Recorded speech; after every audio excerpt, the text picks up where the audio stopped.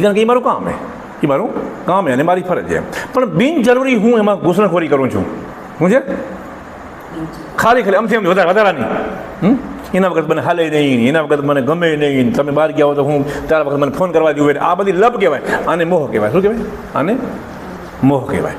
તો એની પર તમારે પેલું મનને સમજાવવાનું હોય, તમારે સમજાવવાનું હોય. પણ ઘણી વખત તમને એની ખબર જ ના હોય કે આને લપ કહેવાય. અમને ખબર પડી જાય એટલે અમે તમને સૂચનાઓ આપી, કાં કરે કાંઈ એવી આમ અલગ અલગ અર્થમાં સૂચના આપી દે. હવે તમે એમ તો ભાઈ આમ કેમ કહેતા હશે, આમ થોડું હોય કે તમે જો માની જાઓ તો આંચકો ના આવે મોટો, કારણ કે તમારું મનમાં નહીં ગયું. 5 વખત સૂચના આપી, 10 વખત સૂચના આપી, તો તોય તમારું મન માનતું નથી. એટલે પછી એક આવડો મોટો પાણો આવે. એમ કેવી રીતે આવે? ધારો તમારા ઘરવાળામાં, ધારો કે દાખલા તરીકે અમે જોયાથી કહેવા છીએ, બરાબર છે. હવે અમને ખ્યાલ આવી ગયો કે આ વ્યક્તિ છે ને આનું પિન ચોટી ગઈ છે પહેલાંમાં, અને એની વિકાસની યાત્રામાં અટકે છે.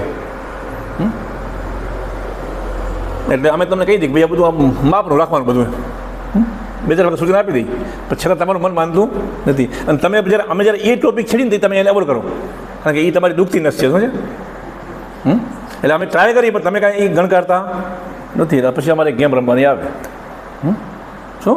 પછી એક અમારે ગેમ રમવાની આવે. ગેમ એવી કે તમારી અંદર આખો આંચકો લાગે, તમારું અસ્તિત્વ આખું હલી જાય. શું અંદરથી?